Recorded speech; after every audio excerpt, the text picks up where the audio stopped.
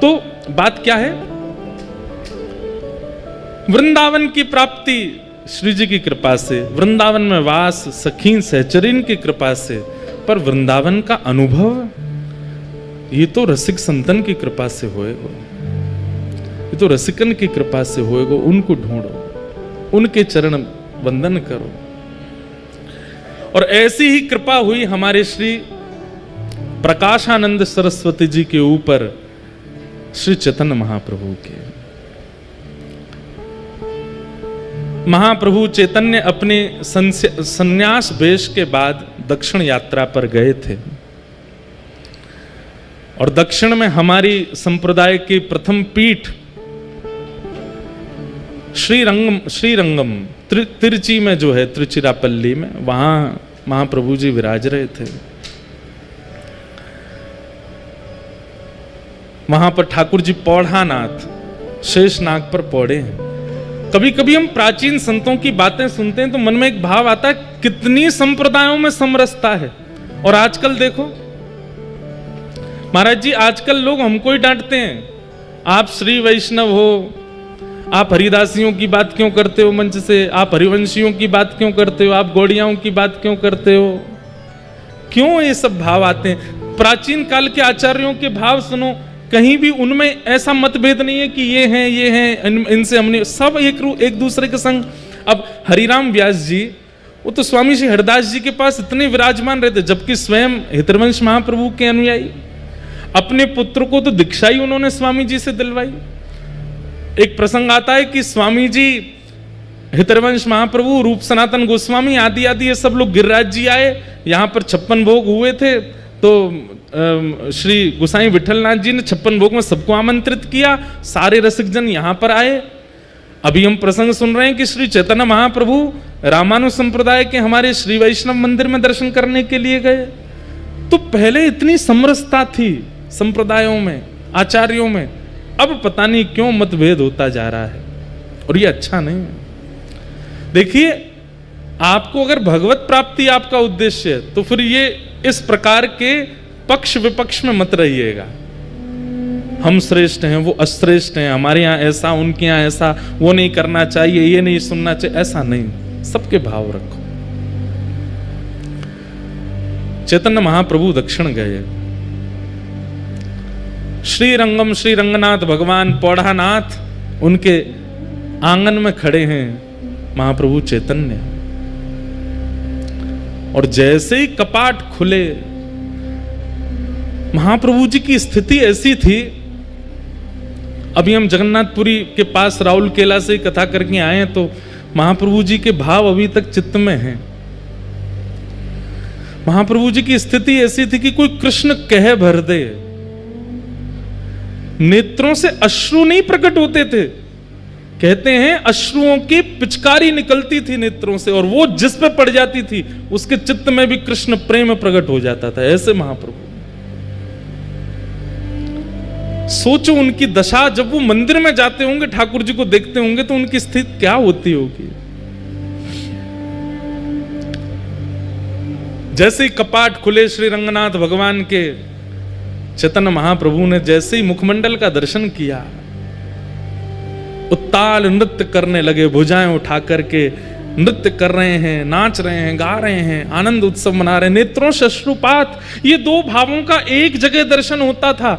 मुखमंडल पर तो विरह दिख रहा है और शरीर की स्थिति परम आनंद की होती थी। यह है भक्ति का स्वरूप। कभी कभी मन में आता है कि जब ज्ञान आता है ना, तो बाहर दिखने लगता है कि ये ज्ञानी व्यक्ति है। अहंकार आता है तो अहंकार दिखने लग जाता है, अहंकारी व्यक्ति है। कामी व्यक्ति का काम दिखने लग जाता है। भक्त की भक्ति क्यों नहीं निकल के आती है?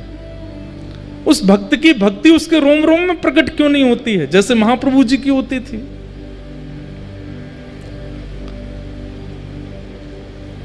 चैतन्य महाप्रभु भाव नृत्य कर रहे थे।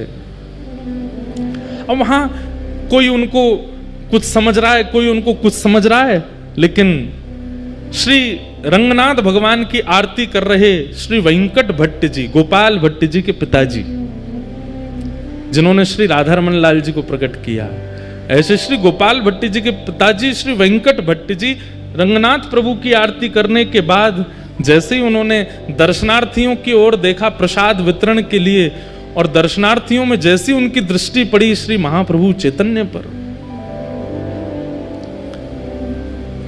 आप विश्वास नहीं करेंगे उनको क्या अनुभव हुआ। चैतन्य महाप्रभु को देख करके उनके पलक झपकनी भूल गई। अपनी जिस अवस्था में थे उसी अवस्था में रह गए, अंदर गर्भगृह में वेंकट भट्ट जी। और थोड़ी देर में वो क्या देखते हैं कि चैतन्य महाप्रभु तो अंतर्ध्यान हो गए, साक्षात नारायण नृत्य कर रहे हैं महाप्रभु जी के रूप में।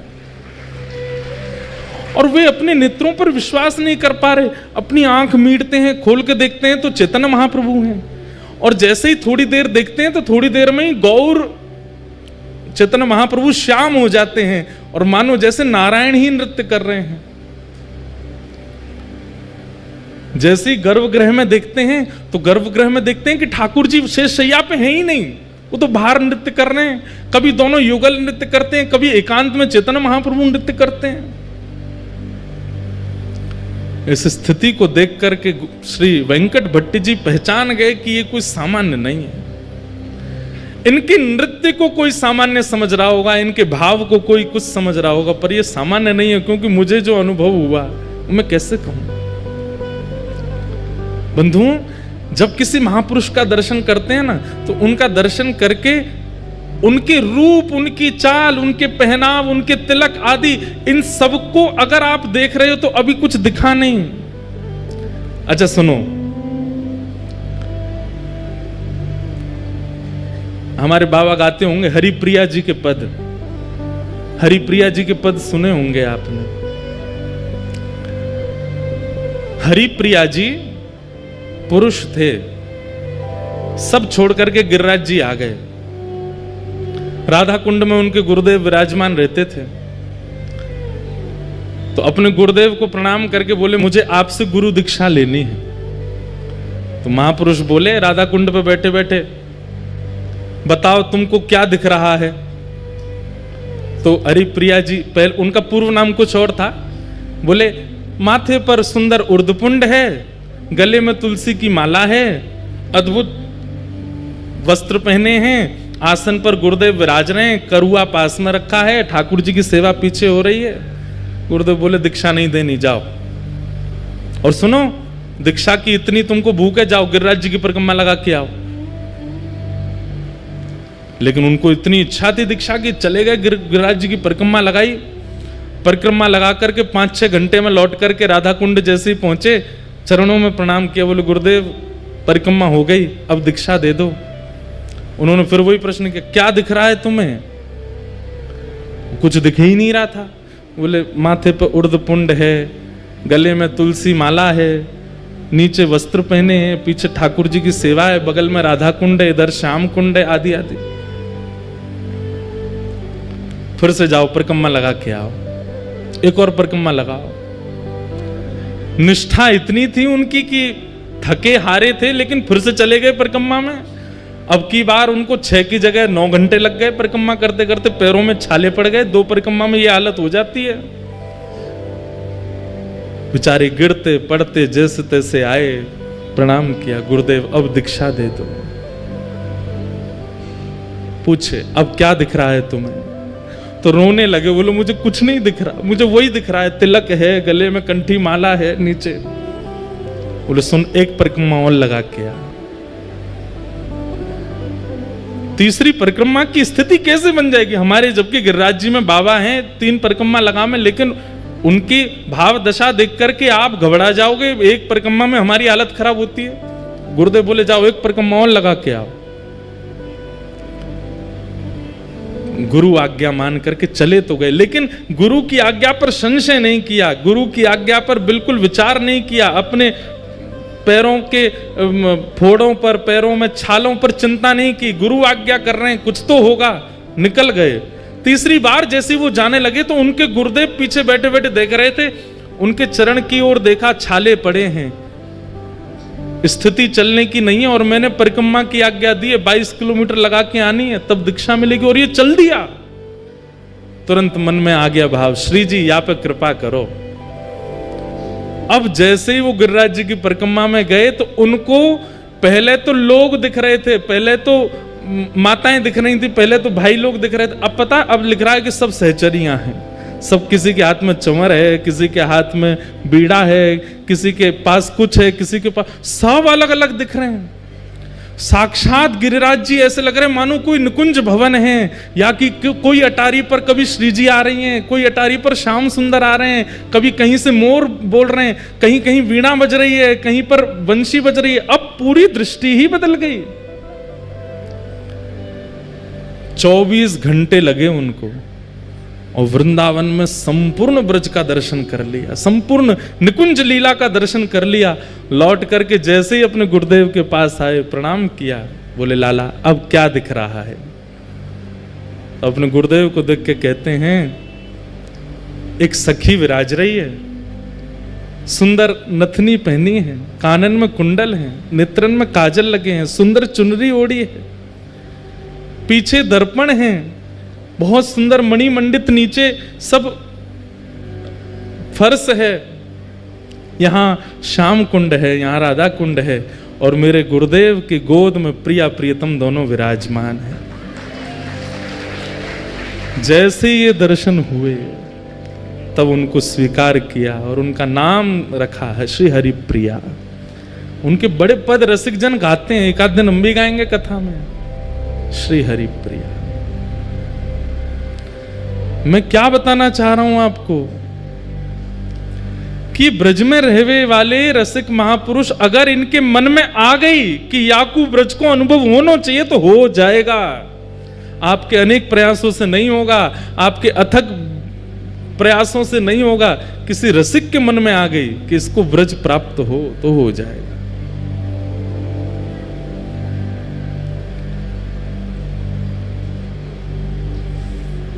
और उसके लिए उनका रूप, उनका श्रृंगार, उनका चंदन, उनका तिलक, उनके वस्त्र वो सामान्य नहीं दिखेंगे, उसमें कुछ अद्भुतता का अनुभव होगा। और जब तक वो अद्भुतता नहीं दे, जबरदस्ती की मत देखियो, कोई महापुरुष जा रहे हैं तुम जबरदस्ती दे, ये तो देखो नथनी पहन के जा रहे हैं, कानन, जबरदस्ती नहीं देखना है। आपकी दृष्टि पड़ी और अपने आप दृष्टि में कुछ ऐसा भाव है, जरूरी नहीं सहचरी भाव में ही दिखें, किसी अन्य भाव में भी दिख सकते हैं।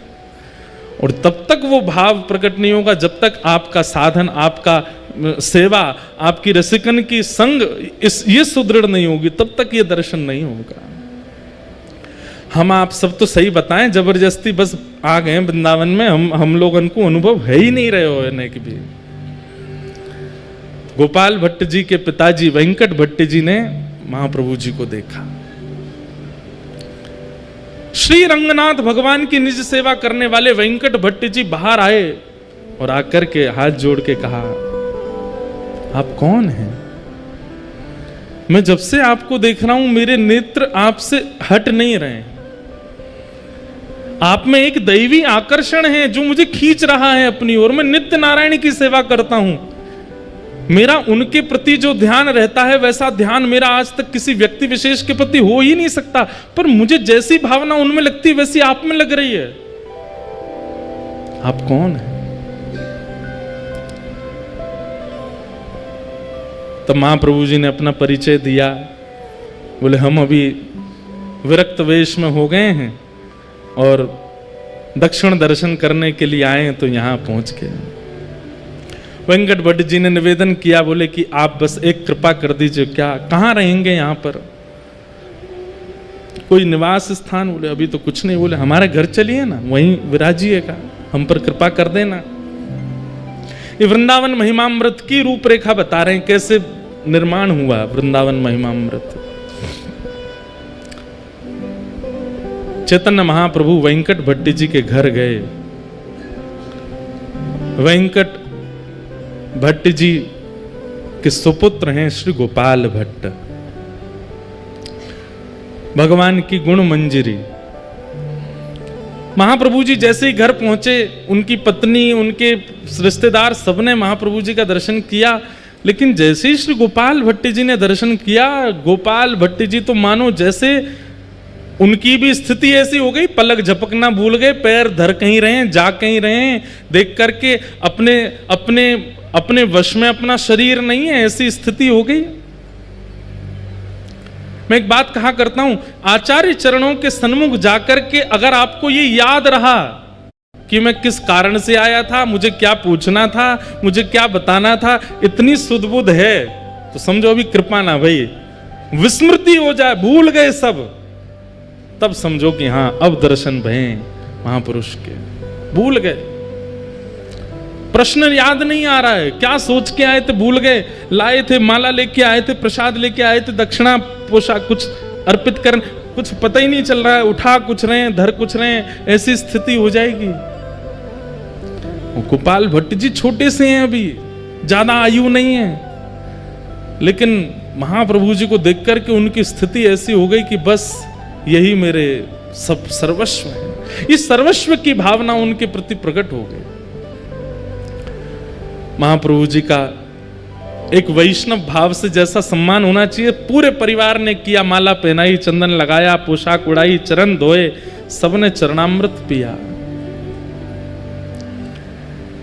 गोपाल भट्ट जी के मन में एक भावना आ गई, जब चरणामृत बांट रहे थे तो सबको थोड़ा थोड़ा ही दे रहे थे, मतलब जैसे एक ही बूंद गिरे, क्यों, जितना बच जाएगा सब मैं पी जाऊंगा, सबको बांट दूंगा तो मेरे लिए नहीं बचेगा, ऐसी भावना चित्त में आ गई। तो सब लोग हाथ पसार के खड़े, चरणामृत दो महाप्रभु जी का। तो गोपाल भट्ट जी छुआते हैं और न्यों देते हैं, एक ही बूंद गिरती है, अरे और दो, और नहीं इतना ही लो। और जैसे सब में बांट दिया, पता चली सब हो गया, जितना बचा सब पान कर गए स्वयं ही। आहा,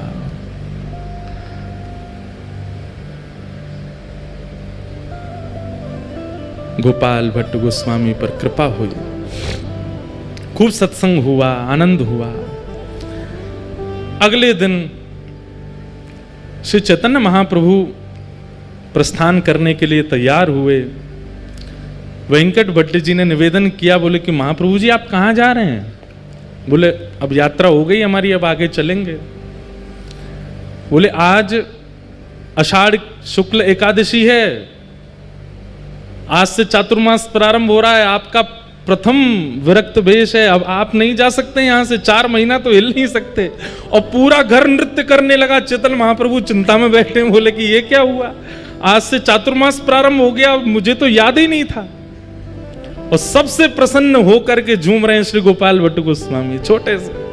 बोले ये तो हम पर कृपा करने के लिए ऐसा योग बना है कि आप भूल गए और वो दिन आ गया कि अब आपको यहीं रहना पड़ेगा। महाप्रभु जी बोले कैसे बताऊं कि गोपाल भट्ट तुम गुणमंजरी हो, तुम ही वृंदावन में श्री राधा रमण जी को प्रकट करोगे।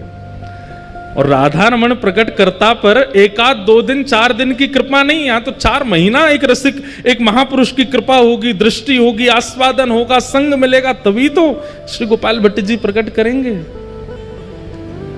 श्री गोपाल भट्ट की हृदय वेदना प्रगट्यो शाले ग्राम, रूप सुधा को खान हमारो श्री राधा रमण जी। इतनो प्यारो ठाकुर मिलो है, क्योंकि महाप्रभु जी की, और देखिए कृपा भी कहां, दक्षिण में जाकर के श्री वेंकट भट्ट जी के यहां रंगनाथ मंदिर के पुजारी के घर के बालक के ऊपर।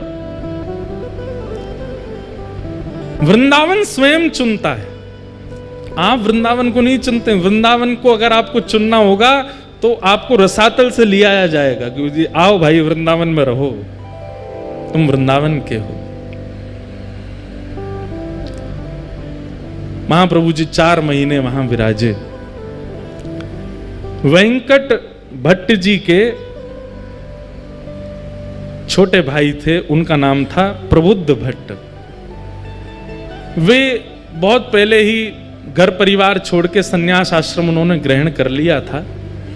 परम विद्वान, परम ज्ञानी, और काशी में विराजमान थे।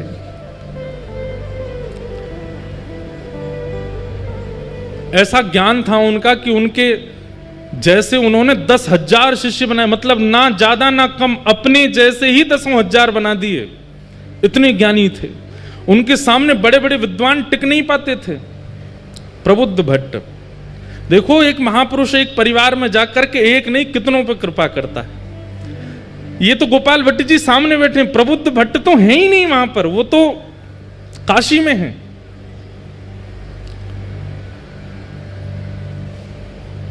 कभी कभी अपने घर की पूछते थे क्या चल रहा है घर पर, तो उन्होंने पूछताछ करी, भैया हमारे दक्षिण में हमारे परिवार में सब आनंद मंगल है। कोई गया था दक्षिण से, उसने जाकर के बताया, बोले महाराज आनंद मंगल, आपके यहाँ तो वेद पाठ आदि सब बंद हो गए, आपके यहाँ पे नित्य पूजा आदि यज्ञ हवन होम होते थे सब बंद हो गया, अब तो एक ही चीज होती है। बोले क्या? भुजा उठा के हरि हरि बोलो, हरि हरि बोलो, सब प्रेम से बोलो, हरि बोलो, ये सब होता है।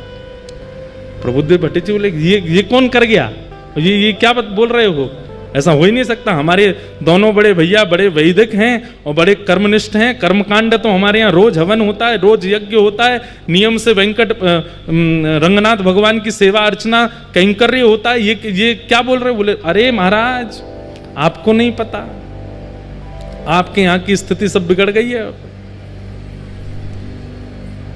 कारण? बोले कारण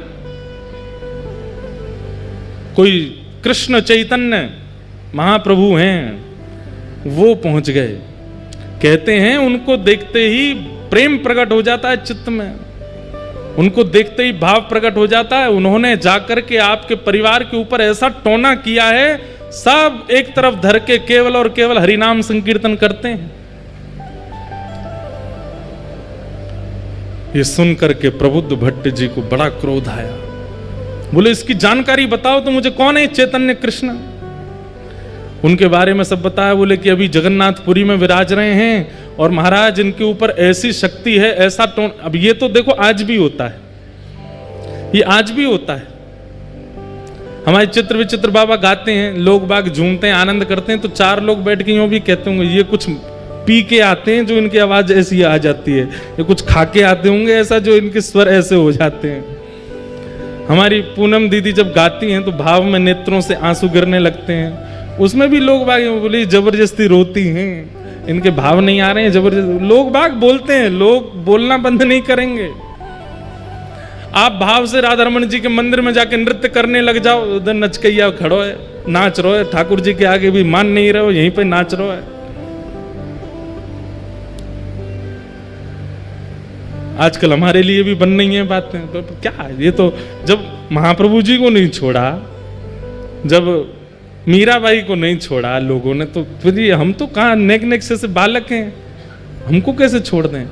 और ये भी कृपा है आपके लिए। चार लोग यूं कहें पाखंड है तब समझो कि हाँ बढ़िया है, ये भक्ति के आसपास सिक्योरिटी गार्ड तो भी आ गए। हमारे प्रेमानंद जी महाराज बेचारे कैसा राधा नाम प्रचार कर रहे हैं, उनके पीछे भी लोग पड़े रहते हैं, कुछ ना कुछ बोलते रहते हैं, कहते रहते हैं, करते रहते हैं। परंतु ये बात मान लीजिएगा, ये आपकी भक्ति की सिक्योरिटी हो रही है, अच्छा है। भ्रात श्री प्रबोधानंद जी कहते हैं, भ्रातः तिष्ठ टले टले विटपिनाम ग्रामेषु भिक्षाम अटः। नहीं, श्री रूप गोस्वामी कहते हैं, स्वच्छंदम पिबयामुनम जलमलम चीराणि कंथाम कुरु सम्मानम कलयाति घोर गरलम नीचपुमानम शुद्धा। वृंदावन में तो आपकी निंदा होने लग जाए तो समझो अब भक्ति सुरक्षित है, अब भक्ति बढ़िया हमारी, अब यहाँ पे कोई की आंच नहीं आवेगी, बढ़िया है। बाहर खड़े हैं चार पहरेदार, और बहुत सम्मान होने लग जाए तो घबरा जाना कि कहीं हमारा नाम ना छूट जाए। तो प्रबुद्धानंद जी ने जैसे ही सुना, अच्छा प्रकाशानंद नाम हो गया था उनका, प्रकाशानंद जी ने जैसे सुना, अच्छा इसने मेरे घर जाकर के सबको, बोले हमारा वो गोपाल भट्ट उसकी क्या स्थिति है, वो तो बालक है, वो तो ठीक है, उसको बुला दो। बोले उसकी तो पूछो ही मत, वो तो दिन रात रोते रहते हैं। बोले दिन रात? बोले ठाकुर जी को नहीं, चैतन्य महाप्रभु को याद करके रोते हैं। प्रकाशानंद जी बोले ढूंढो इसको, कहाँ है? बोले ये तो अभी वहां हैं जगन्नाथपुरी में, इनको पत्र लिखो। पत्र लिख करके चैतन्य महाप्रभु को भेजा। और क्या लिखते हैं पत्र में? अरे चैतन्य, ना कोई नाम, ना कोई सम्मान, ना कोई उपाधि, चैतन्य।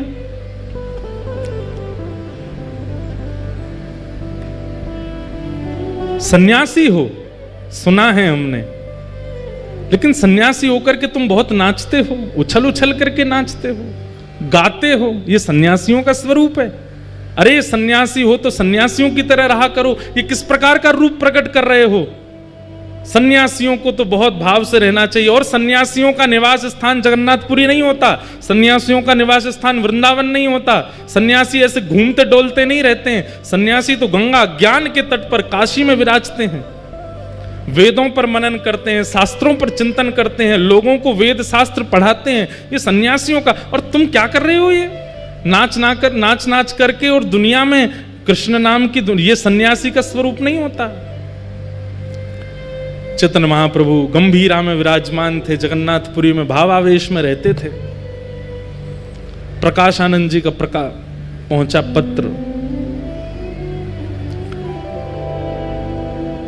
पत्र पढ़कर के शिष्यगण सब सुनाने लगे। और जैसे ही उसमें भाव सुने, इतना आक्षेप सुना, अपने बारे में इतनी निंदा सुनी, महाप्रभु जी प्रसन्न हो गए। जय हो जय हो जय जगन्नाथ। महाप्रभु जी की बड़ी कृपा, महाप्रभु जी का बड़ा अनुग्रह है। अरे भैया आज तो उत्सव होना चाहिए, लड्डू बांटो लड्डू बांटो। अच्छा है। जय हो हमारे गोपेश बाबा की जय। गौ माता की पूरे ब्रजमंडल में और पूरे भारतवर्ष में सेवा के प्रकल्प को लेकर के खूब महाराज जी सजग रहते हैं। ऐसे हमारे महाराज जी को बारंबार प्रणाम। क्या बता रहा था मैं? सुनो सुनो, इधर देखो। क्या बता रहा था मैं? हैं? हाँ, पत्र आया, लड्डू बांटो, रबड़ी बांटो। और संघ के जितने महाप्रभु जी के अनुयायी थे सब बोलने लगे, आप तो महाप्रभु हैं, पर हमको कितनी पीड़ा हो रही है ये पत्र पढ़ के। कोई आपके विषय में इतना बुरा भला बोल रहा है और आप इतने आनंद में हो। महाप्रभु जी बोले, नहीं नहीं, ये रक्षा है, ये भक्ति की रक्षा है, ये भाव की रक्षा है, ये हमारी सेवा की रक्षा है। ये रक्षा तो होती रहनी चाहिए। अच्छा है। मैं बहुत दिन से प्रयास कर रहा था, विचार कर रहा था, इतने प्रेमी ही प्रेमी मिल रहे हैं, कोई हमको निंदा करने वाला नहीं मिल रहा। बहुत अच्छा, ठाकुर जी ने चुन के भेजा। ये पत्र संभाल के हमारे कक्ष में रखो। ऐसे महाप्रभु जी। लेकिन उनके परम शिष्य स्वरूप दामोदर दास जी बोले, इसका उत्तर तो मिलेगा। महाप्रभु जी आप शांत रहिए, हम उत्तर भेज दे। बोले नहीं, उत्तर में कुछ ऐसा नहीं, ऐसा कुछ नहीं लिखेंगे, आपको पढ़वा के ही भेजेंगे। और उन्होंने उत्तर में क्या लिखा? हे प्यारे सखा, आपने जो बात कही कि सन्यासी को काशी में रहना चाहिए, गंगा के तट पर रहना चाहिए, शिव की आराधना करनी चाहिए, वेद वेदांतों का नियम पाठ करना चाहिए, आदि आदि। बोले आप जिन शिव की आराधना करते हैं, उन शिव के मस्तक पर जो गंगा है ना, वो महाप्रभु जगन्नाथ जी के चरणों से ही प्रकट होती है। श्री कृष्ण के चरणों से ही प्रकट होने वाली गंगा है, जिसके तट पर काशी विराजमान है। आप तो उस गंगा के तट पर रहते हैं जो ठाकुर जी के चरणामृत है। हम तो जगन्नाथपुरी में महाप्रभु जी के संग ही रहते हैं। जिनके चरणों से गंगा निकली, हम उनके साथ रहते हैं। और आप काशी की इतनी महिमा बता रहे हो कि काशी में मुक्ति मिलती है, सन्यासियों को रहना चाहिए, आदि आदि। वहां पर महादेव कान में मंत्र बोलते हैं काशी में। ऐसा कहते हैं मणिकर्णिका पर अगर संस्कार हो जाए किसी का, तो जीवन में उसने कितने भी पाप किए हों, महादेव उसके कान में राम तारक मंत्र बोलते हैं, उसकी सीधे भगवत प्राप्ति होती है। काशी में अंतिम संस्कार की बड़ी महिमा है।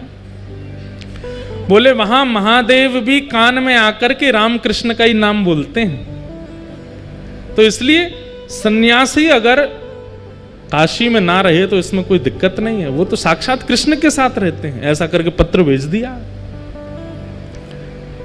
लेकिन निंदा करने वालों को उत्तर देने से वो निंदा करना बंद नहीं करते, और ज्यादा करते हैं। प्रकाशानंद जी बोले, जानते नहीं है मैं कौन हूं और मुझे उत्तर दे रहे हैं, रुक जाओ मैं इनको बताता हूं। प्रकाशानंद जी पत्र लिखते हैं, हे चैतन्य, ऐसे ही बोलते, मैंने सुना है तुम दाल भात खाते हो, उसमें घी डाल डाल के खाते हो, छेना पोड़ा खाते हो, रसगुल्ला उड़ाते हो, महाप्रभु जगन्नाथ जी के 56 भोग बनते हैं। ये सन्यासी का भोजन है? सन्यासी तो एक समय पाता है, सन्यासी को तो ऐसे रहना चाहिए, सन्यासी तो आसन नहीं रखता, सन्यासी अपने भवन नहीं बनाता, सन्यासी ऐसे नहीं करता, आदि आदि सब बात बोल दी। बोले तुम तो नृत्य करते हो, ठुमक ठुमक के नाचते हो, उछल उछल के कीर्तन करते हो ठाकुर जी का, और 56 भोग उड़ाते हो। अरे तुम जानते हो वशिष्ठ ऋषि, तुम जानते हो कैसे कैसे सन्यासी परंपरा में हुए, उन्होंने भोजन प्रसाद त्यागा, तब जाकर के ठाकुर जी का भजन किया। और इतना होने के बाद भी उनके जीवन में विषयों ने कहीं ना कहीं आक्रमण कर दिया, और तुम तो महाप्रसाद पाते हो। और जगन्नाथपुरी में तो एकादशी भी नहीं होती है, वहां तो चकाचक स्कंद पुराण में आकंठ पाना चाहिए एकादशी के दिन। बोले इतना प्रसाद पाकर के, इतने 56 भोग पाकर के तुम सन्यास धर्म का निर्वहन कर ही नहीं सकते हो। ऐसा हो ही नहीं सकता कि विकार और विषय तुम्हारे चित्त में ना आते हों। ये पाखंड बंद करो, ऐसा करके पत्र लिख दिया। चैतन्य महाप्रभु के पास पत्र आया। महाप्रभु जी किसका पत्र आया? बोले प्रकाशानंद सरस्वती, गोपाल भट्टी जी के चाचा जी। क्या लिखा? अरे ये तो मेरे परम प्रिय हैं, इन्होंने क्या लिख के भेजा जरा बताओ तो। सब शिष्यों में होड़ लगी, इनके सामने पढ़ना ही नहीं है, कुछ उल्टा ही लिख के भेजा होगा। महाप्रभु जी बोले बैठो यहीं पढ़ के सुनाओ क्या लिखा है। पढ़ के पूरा बताया, ये लिखा है, ये लिखा है, ये लिखा। महाप्रभु जी और खुश हो, बोले लड्डू बंटवाओ, रबड़ी बंटवाओ, 56 भोग लगवाओ, आज भक्ति की और रक्षा हो रही है। अब नियम की रक्षा हो, पहले भक्ति की रक्षा, अब नियम की रक्षा हो रही है, अब सन्यास धर्म की रक्षा हो रही है। भैया इनका पत्र जब जब आए मेरे को जरूर सुनाना। लेकिन शिष्यों ने कहा ये अच्छा नहीं है, ये तो गलत बोल रहे, उत्तर तो देंगे। उत्तर में लिख करके भेजा, महाराज जंगल का राजा शेर मांस खाता है, हिरणों को खा जाता है, इतना मांस भक्षी होता है, पर कहते हैं साल में एक बार सहवास करता है बस। ऐसा दूषित भोजन करने वाला और काम पर इतना विजय उसका। और वहीं वृक्षों पर रहने वाले ये पक्षी जो तिनका खाते हैं, दाल खाते हैं, उड़द सूखे सूखे कंकड़ खा जाते हैं, सूखे सूखे ये सब खा करके अपना पेट भरते हैं, और इनके काम में कभी भी कटौती नहीं होती, महाकामी होते हैं। आप यदि आहार से जीवन यापन की बात कर रहे हैं तो फिर सारे विषय शेर में होने चाहिए थे, लेकिन वो तो काम पर विजय प्राप्त करके बैठा है। और ये सारे पशु पक्षी सारे बड़ा अल्प आहार लेने वाले, इन पर काम पर विजय नहीं है, इस पर क्या कहेंगे आप?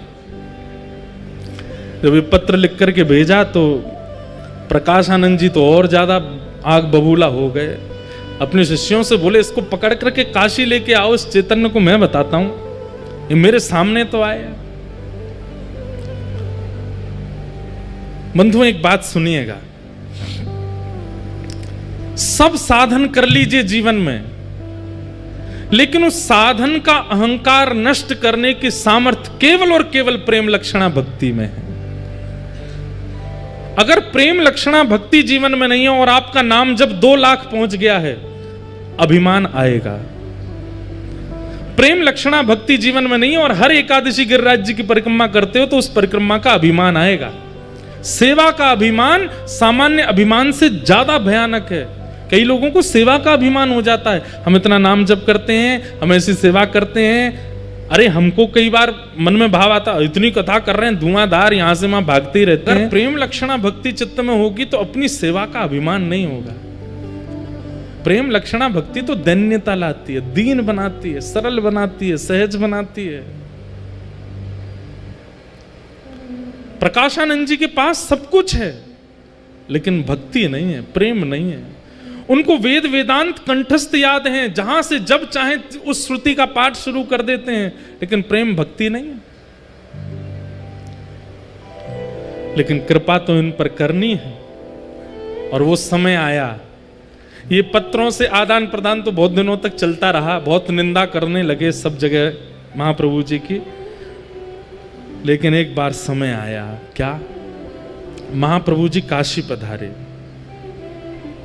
और तपन मिश्र नाम के एक भक्त थे, उनके यहाँ महाप्रभु जी विराजमान थे। इनको पता चला प्रकाशानंद जी को कि वही कृष्ण चैतन्य काशी आया है। बोले इसको कैसे भी करके मेरे सामने ले आओ। ये मेरे सामने आया नहीं और मैंने अपने वेद वेदांतों के बाणों से इसका पर्दाफाश कर दूंगा। ऐसे ऐसे बात। अब सोचो कितना घनघोर वैष्णव अपराध इनसे बन रहा है। वैष्णव अपराध के दो ही निधान हैं। पहला निधान तो बहुसंख्या में वैष्णव यदि क्षमा कर दें तो वैष्णव अपराध दूर होगा, या जिसके प्रति वैष्णव अपराध बना है वो क्षमा कर दे तो वैष्णव अपराध दूर होगा। इतना भयानक वैष्णव अपराध बन गया था इनसे। अब महाप्रभु जी को इनके पत्रों से चिंता होती थी। क्या चिंता होती थी कि बोले भैया इनको गति कहाँ मिलेगी, ये जिस तरीके की भाषा बोलते हैं, जितना अपमान करते हैं, भले ही कुछ नहीं है लेकिन कृष्ण नाम तो बोलते ही हैं, इनकी गति कैसे होगी। अब महाप्रभु जी ने मन बनाया कि मुझे इनसे एक बार तो मिलना है। लेकिन कैसे मिलन हो। तब काशी में एक सन्यासियों की सभा हुई और उस सभा में सब सन्यासी पधारे, सब वेदज्ञ पधारे, सब ज्ञानी पधारे। तभी लोगों ने जाकर के प्रार्थना की महाप्रभु जी से कि आप भी चलो। महाप्रभु जी बोले हम भीड़ में नहीं जाते, सभा में नहीं जाते। बोले नहीं महाप्रभु जी आप चलेंगे, इतने लोगों को दर्शन होगा, चलिए ना। महाप्रभु जी आए। यहां मंच पर बैठे हुए प्रकाशानंद जी को पता नहीं था कि महाप्रभु जी आने वाले हैं। पूछने लगे, बोले भैया विलंब क्यों हो रहा है इतना ज्यादा, इसको सभा को आगे बढ़ाओ। तभी किसी ने कहा, बोले कृष्ण चैतन्य महाप्रभु आ रहे हैं, उनकी प्रतीक्षा हो रही है। प्रकाशानंद जी ने तो अपनी कमर कसी, सिर पर एक पटका सा बांधा, बोले आज आने दो, आज बढ़िया है, इतनी सभा है, सबके सामने इसको आज देखूंगा। हाथ कांप रहे हैं, क्रोध में पैर कांप रहे हैं, आंखें लाल पड़ गई हैं, ताम्रवर्ण हो गया है, कब आएगा कब आएगा, मेरे सामने तो पड़े एक बार। इतने में ही श्री चैतन्य महाप्रभु का आगमन हुआ और जैसे ही महाप्रभु जी का उस सभा में गृह में प्रवेश हुआ, मानो जैसे किसी ने जलाशय में बैठे हुए लोग थे और किसी ने करंट छोड़ दिया हो। जैसे ही महाप्रभु जी का आगमन हुआ, मानो महाप्रभु जी वहां आए और यहां आगे बैठा व्यक्ति कृष्ण कृष्ण कृष्ण कृष्ण कृष्ण, उसके मुख से नाम ध्वनि प्रकट हो गई। इतने में ही पीछे का कोई व्यक्ति कृष्ण कृष्ण कृष्ण कृष्ण, मुख से नाम प्रकट होने लगा। तभी वहां दूसरा व्यक्ति हरि बोल कहकर के नृत्य करने लगा। पूरी सभा मानो देखते ही देखते देखते और केवल नाम नहीं प्रकट हो रहा है, नेत्रों से भावाश्रु जल बह रहे हैं, सब भुजा उठा करके नृत्य कर रहे हैं। केवल महाप्रभु जी की उस सभा में आगमन मात्र से यह स्थिति हो गई। मंच पर बैठे प्रकाशानंद जी ने जैसे ही देखा, अभी ये नहीं पता था कि यही चैतन्य महाप्रभु हैं, देखते ही मेरे आंसू क्यों आ रहे हैं, मेरा शरीर क्यों कांप रहा है, कृष्ण कृष्ण कृष्ण हरि बोल हरि बोल हरि बोल, ये कैसे शब्द मेरे भीतर से प्रकट हो रहे हैं।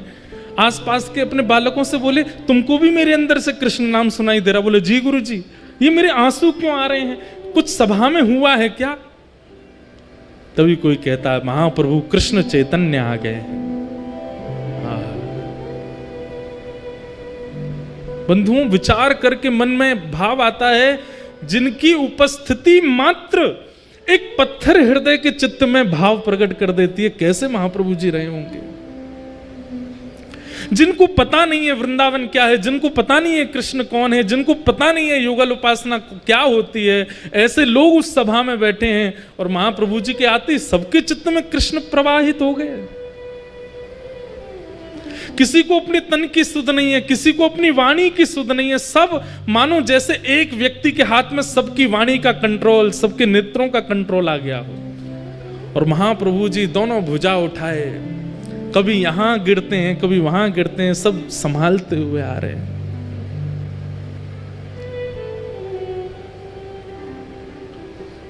प्रकाशानंद जी अपने क्रोध विरोध को तो भूल गए, मुख से नाम प्रकट हो गया, नेत्रों से आंसू प्रकट हो गए। और तभी चैतन्य महाप्रभु आए और आकर के ऐसे ही नीचे सभा में ही एक जगह सी बना दी लोगों ने। अच्छा, एक बात मैंने पढ़ी कि लोग बाग स्पर्श करने जाते थे महाप्रभु जी का, तो संग में जो उनके गोस्वामी आदि सब रहते थे वो स्पर्श नहीं करने देते थे। क्यों? क्योंकि ऐसी भाव साम्राज्य में रहते थे महाप्रभु जी, अगर किसी ने स्पर्श कर लिया तो वो सह नहीं पाएगा। तो अपने आप ही पहले जगह कर दी, भैया दूर दूर बैठो, इनका स्पर्श मत करना। महाप्रभु जी आकर के बैठ गए और भाव से बैठ करके सब सन्यासियों को प्रणाम किया, सबके चरण रज को अपने माथे से लगाने लगे। पता नहीं प्रकाशानंद जी को क्या हो गया, लोग बाग प्रकाशानंद जी को देख रहे हैं कि अब ये क्या बोलेंगे, लेकिन प्रकाशानंद जी तो अत्यंत भाव में आ गए, उठ करके नीचे आए, बोले जय हो। आप नीचे क्यों बैठ के, ऊपर आइए ना। नहीं नहीं, मेरा स्थान यहीं ठीक है। तो जैसे कोई नीचे बैठ जाए तो उसको पकड़ के ऊपर लाते हैं, तो जैसे ही हाथ पकड़ा महाप्रभु जी का, सब बोले ये नहीं करना था इनको, और जैसे ही स्पर्श किया है, हाँ कृष्ण हाँ कृष्ण हाँ कृष्ण कह करके वहीं गिर पड़े प्रकाशानंद जी। शरीर पूरा कंपन होने लगा, नेत्रों से आंसू गिरने लगे। महाप्रभु जी ने किसी से कहा इनको संभालो। सुनने में इस स्थिति को हम अनुभव ही नहीं कर पाएंगे जो स्थिति होती थी। हमारे अष्ट सखा गाते हैं, एक हमारे अष्ट सखाओं में एक सखा हुए, उनका नाम था छीत स्वामी। क्या नाम था? पहले इनका नाम था छीतू पंडा। क्या नाम था? ये बड़े उग्र स्वभाव के और मजाक मतलब संतों की उपहास करना, उनके मजाक उड़ाना। उस काल में मथुरा आए थे हमारे श्री वल्लभाचार्य जी महाराज, और ये उनकी परीक्षा लेने के लिए गए थे।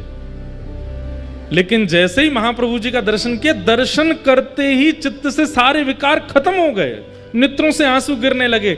छीत स्वामी जी ने एक पद गाया, और वही पद आज प्रकाशानंद जी के मुख से मानो प्रकट हो रहा हो महाप्रभु जी को देख करके।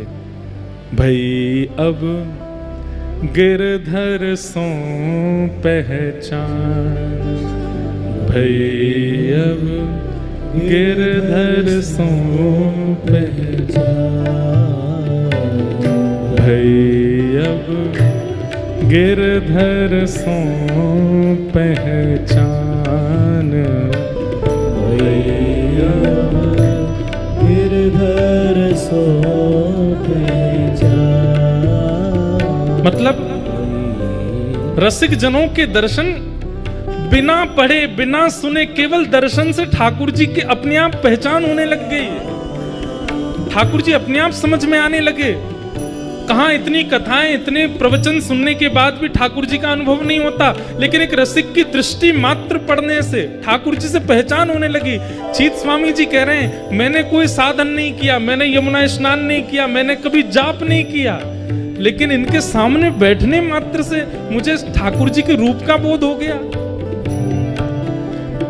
तब उन्होंने ये गाया, भई अब गिरधर सो पहचान, भई अब गिरधर सो पहचान। कपट रूप छलवे को आयो, कपट रूप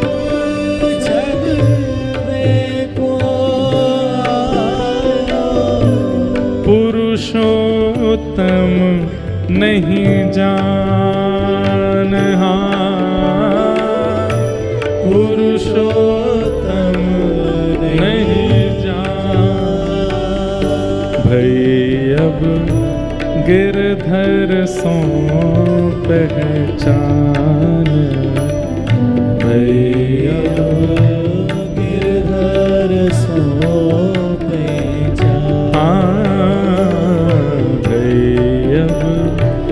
गिरधर सो पहचान, गिरधर सो पहचान।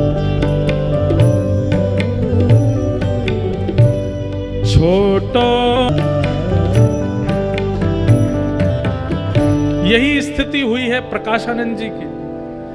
महाप्रभु जी को देख करके क्रोध विरोध तो सब भूल भाल गए, नीचे बैठ गए और सामने बस देख रहे हैं अपलक नेत्रों से। मुख से कृष्ण नाम ध्वनि निकल रही है, नेत्रों से अश्रुपात हो रहा है।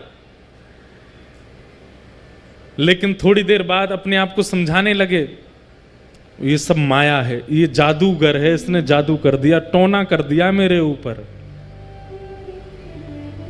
लेकिन दर्शन का कुछ तो प्रभाव होता। प्रभाव क्या हुआ कि वाणी में शीलता आ गई। चाह तो रहे थे कि मैं थोड़ा कठोर बोलूं, कुछ गड़बड़ बोलूं, कुछ उल्टा सीधा बोलूं, लेकिन बोल क्या रहे हैं? कैसे हो आप? ठीक हैं? आप ऊपर नहीं विराज रहे, नीचे ही बैठ रहे। और खुद मन में सोच रहे मैं इतना प्रेम से क्यों बात कर रहा हूं। वो सोच रहे मुझे तो क्रोध करना है, मुझे तो चिल्लाना है इनके ऊपर, लेकिन अब अपने वश में नहीं है। ये होता है रसिकों के दर्शन से। महाप्रभु जी बोले आपकी सबकी कृपा है। प्रकाशानंद जी बोलने लगे मैं आपसे एक शिकायत करना चाहता हूं। बोले क्या? सन्यासियों को इतना नाचना नहीं चाहिए।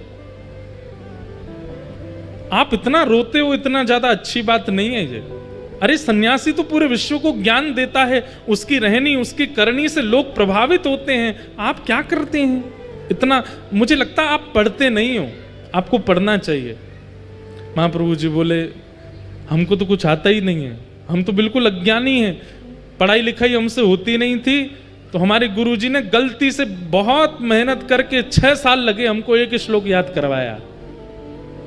बोले कौन सा श्लोक याद कराया? जब बताओ। तो अब वेदक हैं, ज्ञानी हैं, तो सुनने बैठ गए। बताइए कौन सा श्लोक याद कराया?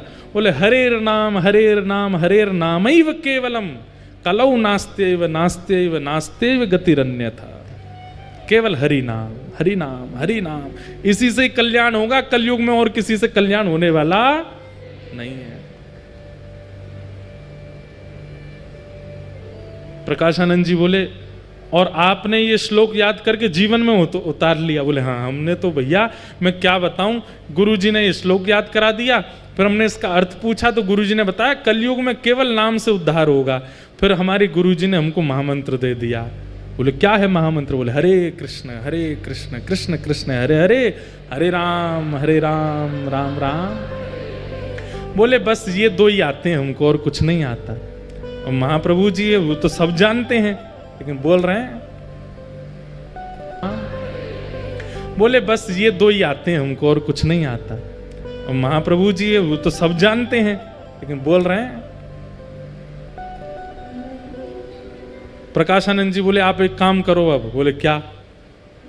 अब मेरा लड़ने का मन नहीं है आपसे, आप अच्छे व्यक्ति हो, आपका स्वभाव स्वरूप देख के मुझे आप पे कृपा करने का मन हो रहा है। महाप्रभु जी बोले कर दो कृपा। बोले कृपा ऐसे नहीं करूंगा, तो पढ़ने आओ मेरे पास, मैं आपको वेद पढ़ाऊंगा। महाप्रभु जी बोले कब से आना है? आज से ही, आज से बढ़िया दिन है, आज से ही चलो। महाराज प्रकाशानंद जी हाथ पकड़ के ले गए अपने घर पे ही जाकर के महाप्रभु जी को सामने बैठा। बोले पढ़ो हमारे साथ। महाप्रभु जी बैठ गए। 3 दिन हो गए पढ़ते पढ़ते। 3 दिन बाद प्रकाशानंद जी बोले आपको कोई पूछना नहीं है कुछ भी? 3 दिन से हम पढ़ाए जा रहे हैं, आपको सब समझ में आ गया? महाप्रभु जी बोले आपने कहा था सुनना है, समझने की आपने नहीं कही थी। आपने केवल कहा था सुनते रहो, हम सुनते ही जा रहे हैं, समझने की आपने कही नहीं हमसे। प्रकाशानंद जी सिर पकड़ के बैठ गए। बोले यही होता है, ये भक्ति जिन लोगों के चित्त में आ जाती है वो जितना कहो उतना ही करते हैं, उससे अधिक नहीं करते। बोले आप कृपा कर दो। बोले मैंने 3 दिन में क्या पढ़ा तुमको समझ नहीं आया? बोले सुनने के लिए कहा था, सुन तो हम रहे हैं ना, हम इधर देखते ना उधर, आपको देख के सुनते रहते हैं। प्रकाशानंद जी बोले ऐसे तुम्हारी गति नहीं होगी। बोले कैसे गति होगी? बोले इसको समझो भी। 3 दिन और पढ़ाया।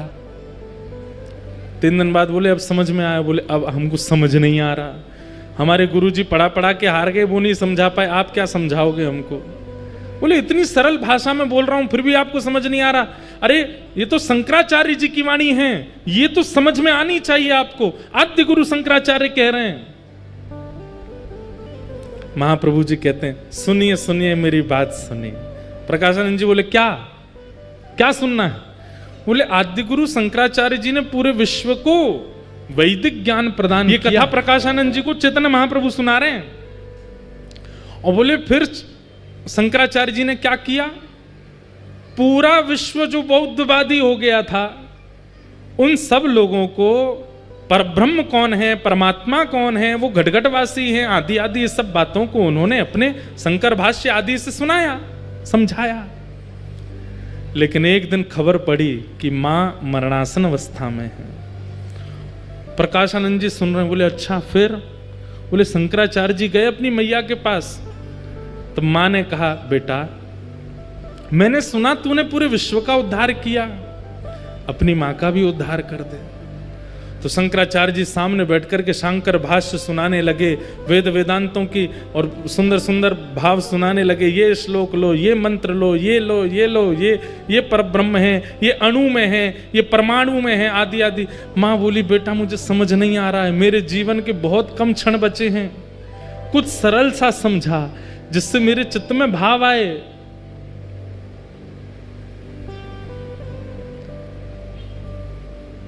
तब पता है प्रकाशानंद शंकराचार्य जी ने क्या सुनाया?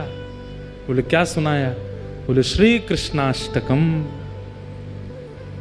भजे ब्रजई कमंडलम समस्त पाप खंडनम सुभक्त चित्तरंजनम सदैव नंदनंदनम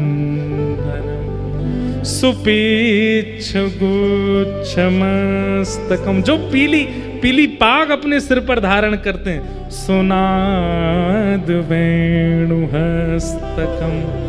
अनंगरंग सागरम नमामि कृष्ण नाम। और ये सुनते सुनते शंकराचार्य जी सुनाते सुनाते रो रहे हैं, और सुनते सुनते मां के नेत्रों से अश्रु निकले और भगवत धाम की प्राप्ति हो गई। अपनी स्वयं की जन्मदात्री मां के लिए शंकराचार्य जी कृष्णाष्टकम गाते, और आप मेरे को यहां पे वेद वेदांत पढ़ाने बैठ गए हो। गति तो कृष्ण नाम से ही होगी प्रकाशानंद जी। प्रकाशानंद जी बोले इसका प्रमाण दो मुझको। प्रमाण दे दिया, बोले वहां लिखा है, इस बात का प्रमाण दो, उसका प्रमाण दे दिया। बोले नाम से गति होगी, इसका प्रमाण दो, प्रमाण दे दिया। प्रमाण प्रमाण प्रमाण प्रमाण, इतने प्रमाण दे दिए प्रकाशानंद जी को। लेकिन कुतर्की व्यक्ति के प्रमाणों से काम नहीं चलते, वो तो इसका भी प्रमाण लेके आओ। तो चैतन्य महाप्रभु को क्रोध आया, और जैसे ही आवेश में क्रोध आया, षड्भुज रूप धारण करके चैतन्य महाप्रभु प्रकट हो गए सामने। बोले तुझे प्रमाण चाहिए, देख प्रमाण, मैं ही प्रमाण हूं।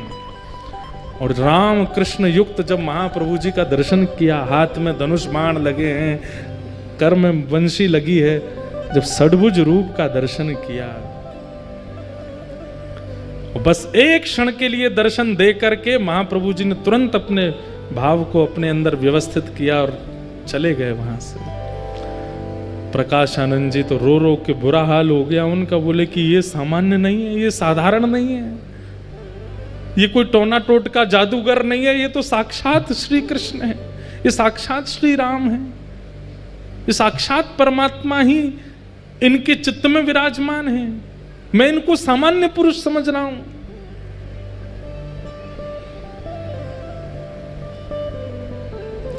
महाप्रभु जी के पास पहुंच गए, चरणों में जाकर के वंदन किया। बोले कि अब मुझ पर कृपा करो। मैंने वेद वेदांत उपनिषद किसी को नहीं छोड़ा, सब पढ़ लिख करके विद्वान बन गया, लेकिन मैं आज इतनी वृद्धावस्था में अनुभव कर रहा हूं कि मेरी तो अधोगति हो रही है। हे नाथ, मैं आपके चरणों में अपने नाक रगड़ के प्रार्थना करता हूं, मुझ पर कृपा करो। चैतन्य महाप्रभु ने प्रकाशानंद जी की ओर देखा। बोले अब एक ही कृपा है। बोले क्या? हम जो कहें वो करो। बोले क्या करना है?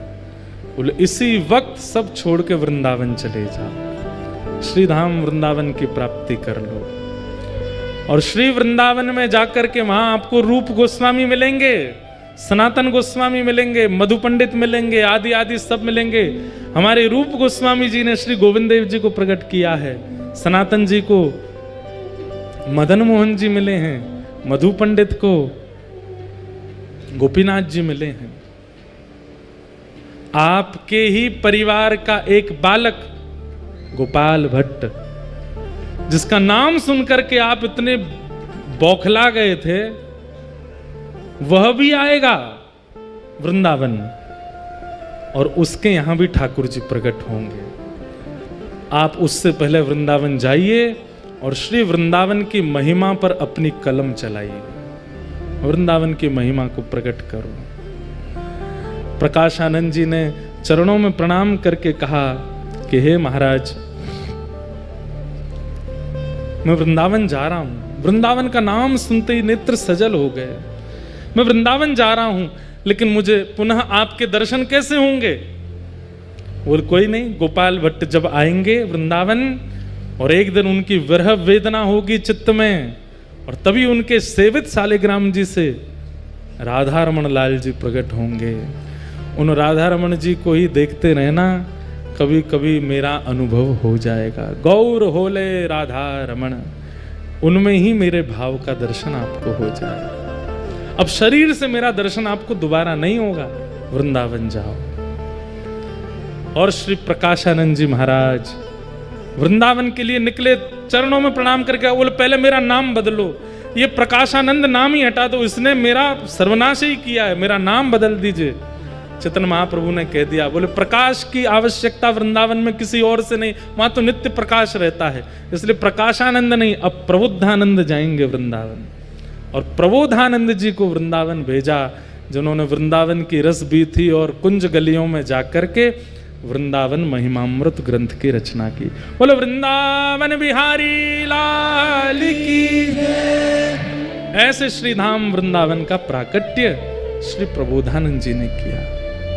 किशोरी जी की कृपा से ब्रज मिल जाएगा, सहचरियों की कृपा से वास मिल जाएगा, पर वृंदावन के अनुभव तो किसी रसिक की कृपा से ही होंगे। अगर रसिक की कृपा नहीं भई तो वृंदावन का अनुभव हो पाना अति मुश्किल है, अति दुष्कर है। ऐसे वृंदावन महिमा में यही घटना घटी श्री हरिराम व्यास जी के साथ। उन्हें तो स्वयं महादेव ने भेजा। अच्छा, एक बात तो है, जिसको वृंदावन अनुभव करने की इच्छा हो ना, रसिकों के सेवा करने, एक बार काशी जरूर हुआ ना, वो काशी से ही आते हैं सवरे। ये देखो हरिराम व्यास जी भी काशी गए तभी वृंदावन आए। चैतन्य महाप्रभु ने रूप गोस्वामी जी को भी काशी से ही भेजा, फिर षड गोस्वामियों में भी एक गोस्वामी जी काशी से ही आए, फिर उसके बाद अभी प्रकाशानंद जी प्रबोधानंद जी बनकर के भी काशी से आए। लोग बाग इस बात का बड़ा खंडन करते हैं, कई लोग मुझे बहुत बड़ा बुला भी बोलते हैं, लेकिन ये बात प्रमाणित है, जो हमारे महादेव हैं वही कृपा करके ब्रज रस प्रदान करते हैं। महादेव जब अनुग्रह करते हैं, महादेव जब अति कृपा करते हैं, तब वृंदावन रस को उपहार रूप में भेंट करते हैं। काशी में जाकर के पहले अपनी दर्शन करके महादेव को परखवाया कि हम हैं कि नहीं वृंदावन के लायक। महादेव यदि चुन लेंगे तो फिर रसिकों की कृपा हो जाएगी, वृंदावन रस की प्राप्ति हो जाएगी। ऐसे श्री धाम वृंदावन का रस है।